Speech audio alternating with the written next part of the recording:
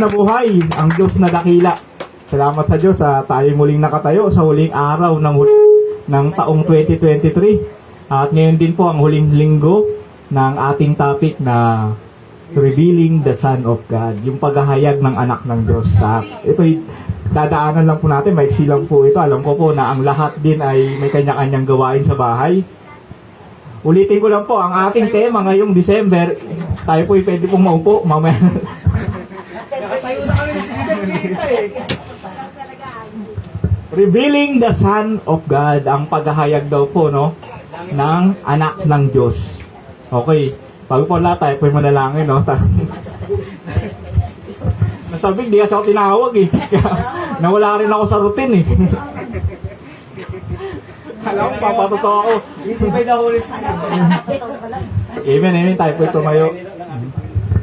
Tayo tumayo at tayo ilagay natin ang ating puso sa pananalangin. Aming Diyos, salamat po sa umagang ito na bagamat huling araw ng taon ay pakiramdam namin ay puno ng kapayapaan at puno ng kasiyahan. Salamat po at dinala niyo po ang aming mga paa dito na may ngiti sa aming mga labi. Tunay, Panginoon, na muli nyo kaming patawarin sa lahat ng pagkakasala. Hayaan nyo na makinig kami ngayon at tumayo po ako dito na may kabanalan katuwiran sa mga puso namin. Hayaan nyo po na gamitin nyo po ako sa huling araw ng taon na ito na makapagpadala ng salita na babaunin namin sa bagong taon na darating upang maging sandata namin sa lahat ng aming pagdadaanan, Panginoon. Balutan niyo po ako ng iyong kapuspusan ng Espiritu Santo at itago niyo po ako sa karunungan at kadakilaan niyo po, Panginoon kong Diyos. Pinagkakatiwala ko to, ang katagumpayan ay maranasan ng bawat tao na naririto, ang bawat puso na nakikinig sa labas, Panginoon kong Diyos. Salamat po, aking Diyos. Pinagkakatiwala ko ito sa pangalan ni Jesus na aming Panginoon at tagapagligtas. Amen and amen and amen.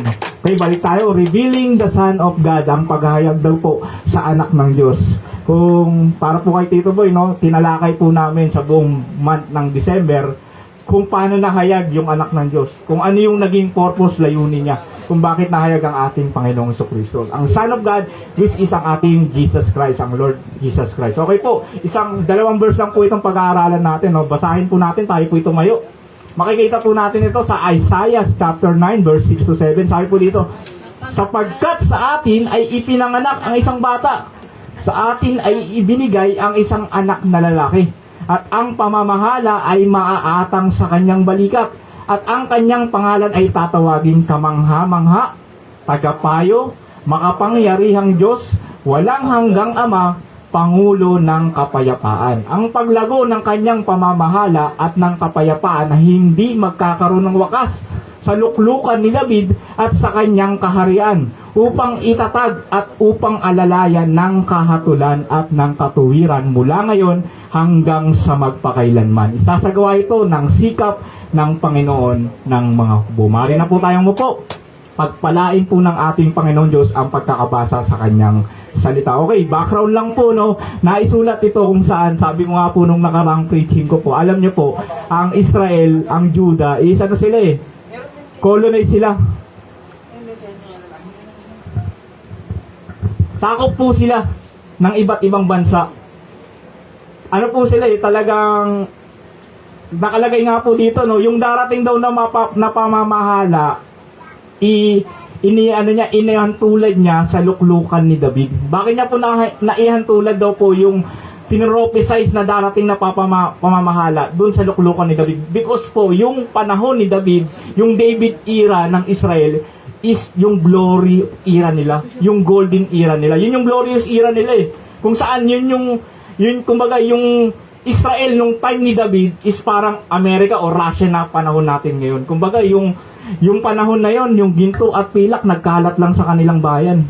Kumbaga pag makikiligma ang bayan ng Israel, hindi na sila mag-aalala na matatalo eh. Kumbaga maghihintay na lang sila na babalik yung kanilang mga mandirigma na may mga samsam. Ganon sila kalakas. Ganon po katanyag ang Israel sa panahon ni David. Kaya po nung time na bumagsak at nag-iba na po yung mga hari, nagsalin-salin yung hari, alam niyo po ang Israel napakaraming pagkakataon na sila'y nasakop ng iba't ibang lahi. Dahil po sa kanilang mga pagkakasala. Iba't ibang lahi po ang sa kanilang sumakop, nagpahirap, nagsamsam. At gano'n na lang po yung pananabik nila, no? Na magkaroon ulit ng hari na katulad ni David. Alam niyo po, wala tayo sa sitwasyon kaya mahirap intindihin, no? Mahirap unawain, Para siyang para kang bata na ipinangakuan ng tatay mo, ng magulang mo, na anak, pagdating ng sahod, bibili ko sa iyo yung yung hinihiling mong laruan. Yung bata ka, di ba? Ako nung bata ko, naalala ko, inihintay ko lagi yung araw ng Sabado kasi yun yung time na sasahod si Papa. Wala man kaming hinihiling, pero pag sumahod siya, meron siya laging inuuwi na soft drinks, saka mamimili kami, bago siya umalis, mamimili kami kung Coke in can o yung parang muy, no? Tin can. Talagang sobrang sabik ako every Saturday kasi alam ko na kapag umuwi si Papa sahod niya yun, may dala siya nung na pagkain namin saka yung soft drinks. Ganun ako kasabik. Siguro ganun yung kasabik ng mga ng mga Israelita na hinihintay nila na merong hari na darating na katulad nung hari na si David. Naaalisin sila sa pananakop, naaalisin sila sa kahirapan. Kaya po yung title ng pag-aaralan natin is The Ending of Longing. Ang pagtatapos ng pananabik. Sabi hindi pa siya. Ang agay niya. The ending of longing. Ibig sabihin po, yung pananabik nila sa isang bagay, natapos na po. Bakit po natapos? Kasi dumating na. Amen. Di ba? Kumbaga, natapos na yung pananabik ko sa Coke in can kasi umuwi na yung tatay ko. Si Aaron, alam mo talagang hindi ko makakalimutan yun Kasi, kay Jurisa nga nakikwento ko rin yun Talagang pag Sabado talaga, Coke in can sa kachichirya, yan, naabangan ko talaga. Naiwan ko sila Angelo kung natatanda nila yung grocery Memories back memories. Okay, balik po tayo, no? The ending of longing. Ganun na lang po kasabik yung mga taga-Juda. Alam niyo po, dumating na no? Dumating na si Jesus Christ Kaso sa kasamaang palad, hanggang ngayon, hindi pa rin nakikita ng mga Israelita. Even po yung mga tao sa mundo, na yung hinihintay nila, dumating na. Yung pinananabigan nila, yung pag-asa na hinihintay nila, yung magtutubos sa kanila sa mga pinagdadaanan nila, dumating na. As a Christian, napakapalad po natin na nakita natin yung pinanabigan ng mga tao before. Nasaksihan natin, naramdaman natin yung hinihintay ng mga tao before. The ending of longing. Okay, una po sabi po dito, sapagkat sa atin, tama, there is someone that we need. Sapagkat sa atin ay ipinanganak ang isang bata, sa atin ay ibinigay ang isang anak na lalaki. Ipinanganak daw po, bakit po ipinanganak at ibinigay ang isang anak na lalaki? Dahil sa atin. Sapagkat sa atin, dahil daw po sa atin, kaya ang ating Panginoong Kristo ay nasilang bilang tao. Kaya po binigay ng Diyos ang Jesus Christ dahil po sa atin. Bakit po dahil sa atin? Dahil someone that we need. Dahil meron po tayong pangangailangan. Alam niyo po, ang magulang, hindi yan magbibigay sa anak ng isang bagay na hindi niya kailangan. Tama po, pwede bang magbigay ang papa ko, ang magulang natin, no? Pwede bang magbigay ng tatay mo na bata ka pa lang, kasing edad ka pa lang niya, bigyan ka na agad niya ng laptop, ng motor. Meron ka bang nakitang tatay binigyan ng motor yung 2 years old na anak? Hindi, di ba? Ang binigay niya, dede. Binigay niya gatas. Ibig sabihin, magbibigay ang isang magulang sa kanyang anak dahil kailangan niya ito. Pinroduce niya to, pinrovide niya to dahil kailangan ng anak niya to. Nakikita niya na kailangan. Ganun po ang ating Diyos. Ipinanganak ang isang lalaki, ibinigay ang isang anak na lalaki dahil po kailangan ng sanlibutan ang Jesus Christ. Amen. Kailangan po ng bawat isa ang Panginoong Jesucristo, kaya siya isinilang. Yun po yung dapat mag-matters po sa atin There is someone that we need. Hindi po tayo mabubuhay ng walang Jesus Christ. Lahat po tayo, kailangan po natin ng tagapagligtas. Kailangan po natin ng taga-sama sa buhay po natin. Pangalawa po, sabi po dito, at ang pamamahala ay maaatang sa kanyang balikat. Good governance we hope for. Yung pamamahala daw po, yung government po daw, isi-shoulder po, sa kanya po masishoulder, siya po yung magiging parang pangulo ng lahat ng gobyerno. Good governance we hope for. Alam ko po na sa bansang Pilipinas, no, kulang ang 10 reklamo. Kulang ang 100 reklamo kung bibilangin mo para magreklamo sa ating gobyerno, no. Yung pamamalakad lang, no, punta ka lang sa City Hall, punta ka lang sa mga government agency, ang dami mo nang makikitang kabalukturan, no. Ang dami mo nang makikitang baluktot na sistema. At kahit po yung magagandang bansa na pinapangarap natin na pumunta, sana hindi na ako sa Pilipinas pinanganak, no? Sana sa Japan kasi ang ganda. Meron din pong mga nakatira doon na nagre-reklamo sa kanilang gobyerno. At alam niyo po, ang ating Panginoon isinilang dahil meron pong inatang sa kanyang pamamahala, which is yung good governance na hinihintay po natin. Amen. That good governance that we hope for. Na ang lahat po ay tayo nananalangin tayo naniniwala tayo na sana dumating, no, maging maayos man lang ang Pilipinas, no, na lumakad man lang tayo, mag-iwan man lang tayo ng bagay na hindi mawawala, no, na lumakad tayong may kapayapaan, no, na hindi ka mangangamba.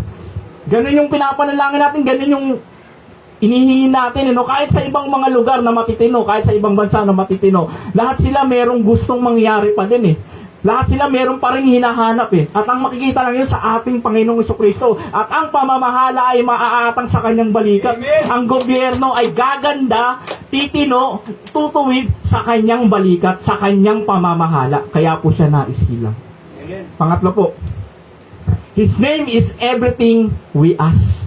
Sabi po dito, at ang kanyang pangalan ay tatawaging kamangha-mangha, tagapayo, makapangyarihang Diyos, walang hanggang Ama, Pangulo ng Kapayapaan, Wonderful, Counselor, Almighty God, Everlasting Father, and Prince of Peace. Wala ka nang hahanapin ang lahat ng hinahanap ng tao. Lahat ng kailangan ng tao makikita mo sa kanyang pangalan. Amen. Alam niyo po, no, kamangha-mangha, given na yan, eh. Ang Diyos natin kamangha-mangha, eh. As a Christian, no, si Jesus Christ, basahin mo kanyang libro, kilalanin mo ang kanyang pagka-Diyos, pagkatao, mamamangha ka, eh, sa kanyang gawa, eh, no? Even to sa buhay mo, as Christian na na-experience mo, mamamangha ka sa kanya. Tagapayo. Alam niyo po, kung susundin mo lang yung aral ng ating Panginoong Jesucristo, nung naging tao siya, basahin mo lang yung, Matthew, Mark, Luke dyan, yung mga aral niya doon, yung mga utos niya doon, titino ang buhay mo, eh. Gaganda ang buhay mo, eh. Wala kang magiging kaaway, eh. Aayos ang buhay mo pag sinunod ang Diyos natin sa kanyang mga payo. His name is everything we need. Totoo po, ng ating Panginoong Jesucristo, ang kailangan natin sa lahat ng ating mga buhay. Amen. Ayun po, bago po tayo matapos, no, bilis lang po, no, meron po akong iiwan na verse sa inyo bago nyo po harapin ang 2024. Sabi po dito, no, ng ating lingkod na si Pablo sa mga taga-Roma, chapter 8, verse 32. Siya, na hindi ipinagkait ang kanyang sariling anak, kundi binigay dahil sa ating lahat. Sino po yun siya? Ang ating Diyos Ama. Hindi pinagkait ang kanyang sariling anak, kundi ibinigay dahil sa ating lahat. Bakit hindi naman ibibigay sa atin ng walang bayad ang lahat ng mga bagay? Napakaganda po. Sabi niya po dito, hindi daw pinagkait ng ating Diyos na ibigay mismo yung sarili niyang anak sa atin. Bakit hindi, ano yung hindi niya kayang ibigay? Kung yung last resource niya, na ibigay niya. Di ba napakaganda po ng verse na to? Alam niyo po, bukas 2024 na, eh. Di ba? Bakit iba yung pagsalubong natin sa araw ng bukas? Eh same lang din naman yung kahapon na hinarap mo yung ngayon. Sa ngayon, nahaharapin mo yung bukas. Same lang naman yun, di ba? Parang araw lang ng bukas, eh. Bakit parang iba yung paghaharap mo sa araw ng bukas? Dahil ba 2024 na? Ganun ba yun? 2023, yung kahapon, pagharap mo ngayon, same lang din naman po yun, di ba? Hindi po kasi yung araw ng bukas representing ng taong 2024. Parang haharapin mo siya dahil panibagong taon. At naniniwala po ako, no, haharapin natin yung araw ng yung bagong taon na may kanya-kanya tayong dalahin, eh. May kanya-kanya tayong bigatin. Alam niyo po, ako po, no, sobrang, yung trabaho ko ngayon, sobrang stressful. Ang dami, eto, nagpapakasaya lang ako, pero alam ko, sa trabaho ko, ang dami kong naiwan na trabaho na dapat solusyonan. Sabi ko nga, parang ayoko na pumasok, ano? Tayo po lahat, no, yung babalik trabaho po sa Martes, ang hirap na pumasok. Ang hirap po pumasok. Sa akin, ito, mabigat to. Pero alam ko po, meron pang mas mabigat na pinagdadaanan, isa po sa inyo. Iba-iba pong bigat yung pinagdadaanan po natin. Pero isang assurance po yung may iwan ko sa inyo. Ang Diyos po na ibigay niya yung last resource niya. Ang Diyos po na ibigay niya yung anak niya. Ano po yung hindi niya kayang ibigay sa'yo? Di ba? Ano yung pinangangambahan mo ngayon? Ito po, no? Etong verse na to, you can bring it to face 2024. He can satisfy your contentment. Ito yung verse, no? Yung anak niya nabigay niya, ano yung hindi niya kayang solusyonan na pinagdadaanan mo ngayon? Ano yung yung hiling mo na hindi niya matutupad ngayon? Yung anak niya na ibigay niya, no? Yung last resource niya, yung parang merong mayaman na pinatuloy ka niya sa bahay niya, pinakain ka niya, tapos nanghingi ka sa kanya ng piso, hindi niya ibibigay.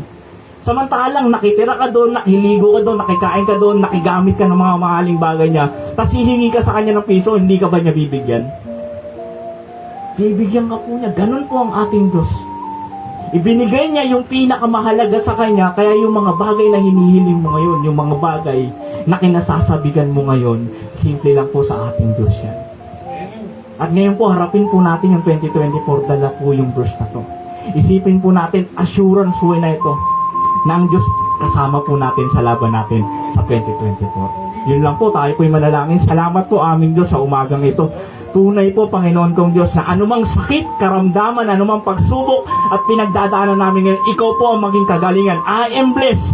We are called, we are healed. Naniniwala po kami na naririto kami dahil tinawag niyo po kami upang maglingkod sa iyo. Naririto po kami dahil pagpapalain niyo po kami, paggagalingin niyo po kami, Panginoon kong Diyos. Iparanas niyo po sa bagong taon na darating na ikaw ang Diyos na aming maaasahan, mapagtitiwalaan, Panginoon kong Diyos. Salamat po aking Diyos sa iyo lahat ng pagpupuri at pagsamba, pagdakila sa tanging pangalan ni Jesus na aming Panginoon tagapagligtas. Amen and amen and amen.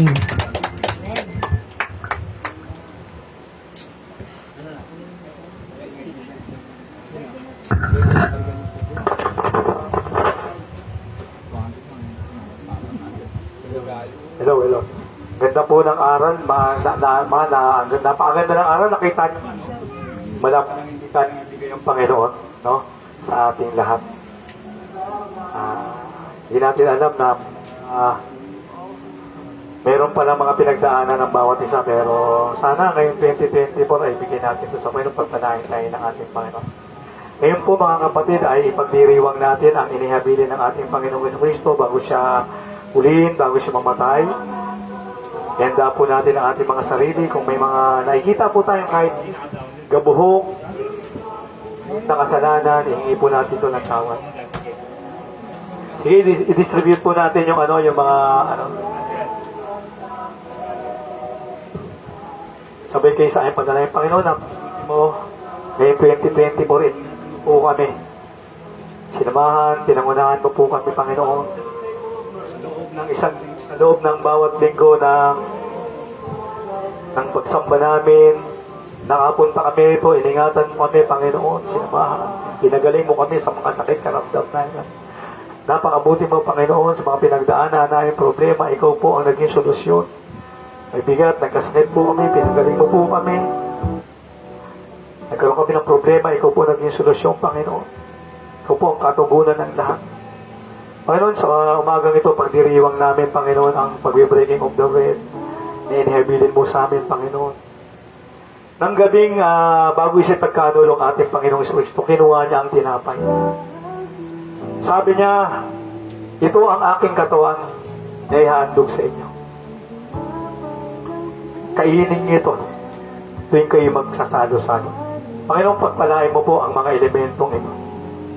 Ang tinapay, Panginoon, ang cup, Panginoon, that symbolizes of your holy and divine body, symbolizes of holy, blameless blood, Heavenly Father.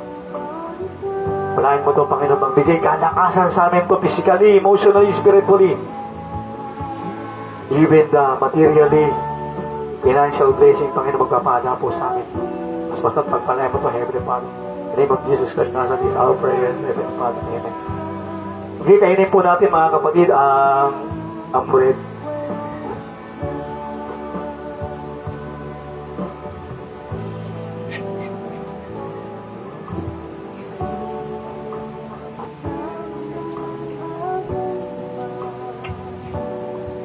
Sige, taas po natin ang cup. Ang cup na to symbolizes of the holy divine blood of our Lord Jesus, a blameless blood of our Lord Jesus Christ. He offered Himself to this world, being a sacrifice. Without divine blood, there's no redemption. Without holy blood, there's no remission. Panginoon, pagpalain mo po ang cup na to that symbolizes of blameless, spotless, and holy divine blood mo dito, Jesus. In Jesus' name. Sige, inumin po natin. Salamat po, Panginoon, sa pagdiriwang na to. Ngayong taong ito, Panginoon, Lord, we declare, we proclaim, we decree, we proclaim, thus, 2024, Panginoon, pagpalain mo ang mga kapatid kong ito. Ang pamilya ng mga Gutierrez, pamilya nila, ma'am. Hanggang sa extension ng third party, third degree na kanilang mga mahal sa buhay. Pagpalain mo po sila. Ang kanilang pagpasok, pag-uwi, ang kanilang pagmumotor, ingatan mo po sila, Panginoon.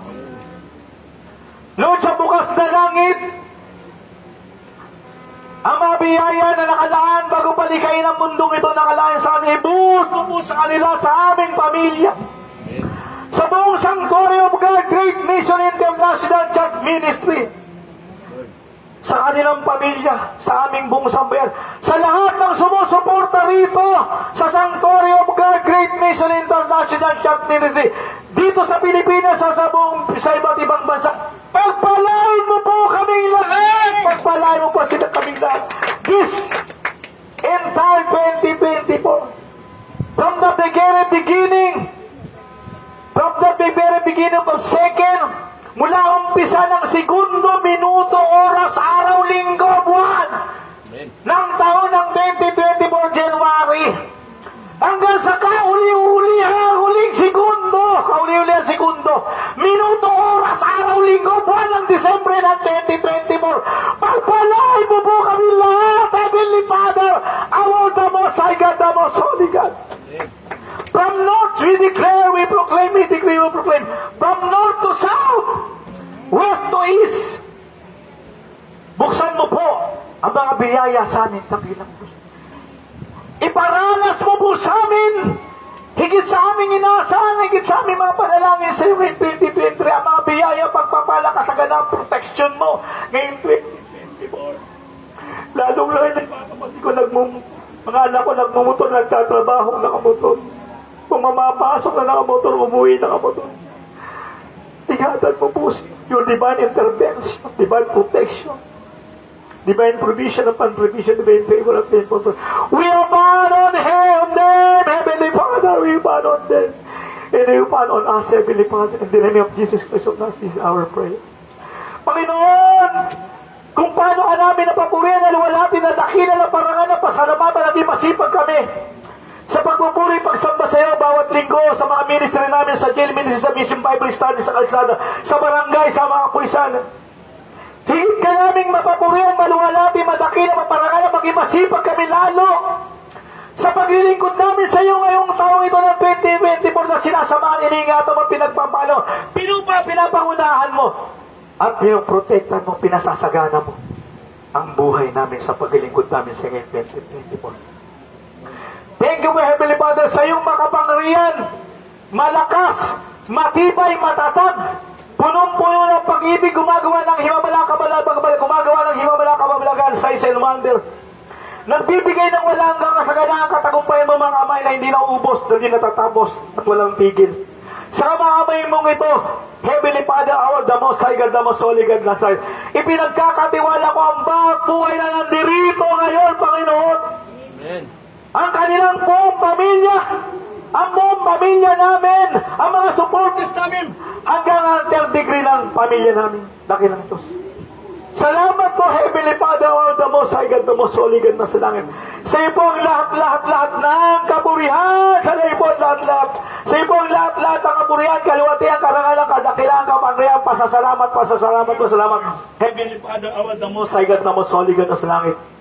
Sa tanging matamis at ang pangalan ni Jesus ng Nazareth na aming Diyos, tagapagtatagi isang bugto lang. Heavenly Father, our the Most High God, the Most Holy God sa langit. Ito po'y aming samot ng langit. Ang lahat ng mga anak ng Diyos na narito ay sumigaw ng Amen! Amen! Amen!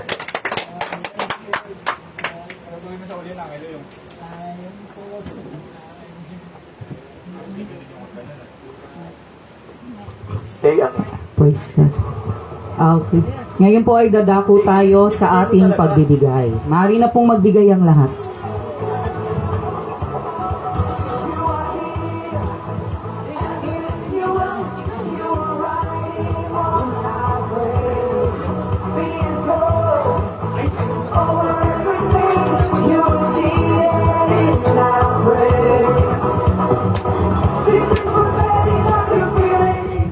Panalangin po natin ang ating handog. Lord, maraming salamat po sa umagang ito na kami po ay hinayaan nyo na makapagbigay at makapagbalik ng lahat ng pagpapalang ipinagkaloob nyo sa amin. Magamit nawa po ang aming handog sa lahat-lahat po ng mga misyon ng aming panambahan upang maipalaganap ang iyong mga salita. Lord, maraming salamat po. Ito po ay aming binabalik sa pangalan ng iyong anak na si Jesus. Amen and amen. Happy New Year! Happy New Year! Happy New Year!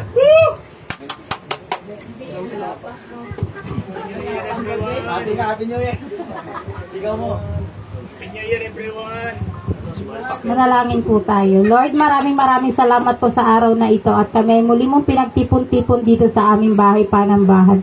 At sa taong ginamit nyo rin po upang ipahayag ang banal mong salita, Lord. Maraming salamat po, Lord, sa taong ito na kami ay inyong binusog ng inyong banal na salita, Lord.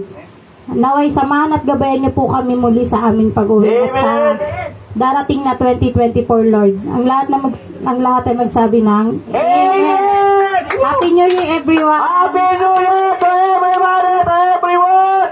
Woo! Happy, prosperous, triumphant, victories upon victories, blessing upon blessing, protection upon protection from our Heavenly Father, or the Most High God, the Most Holy God, through our Lord Jesus Christ, and with the guidance of the Holy Spirit. Happy New Year sa ating lahat! Woo! Amen! Sige, taas po natin ang ating kamay, palakpakan natin ang ating kamay.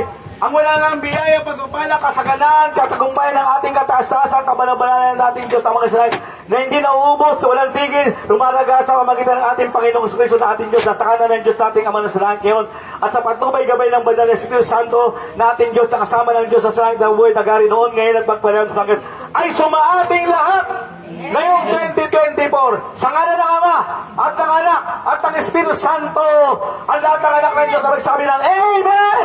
Hallelujah! Ibalik natin ang papuri. Sabay-sabay natin sigaw. All glory! All glory! All praise! All praise! All worship! All worship! All honor! All honor! All power! All power! And all thanksgiving And all thanksgiving belongs to you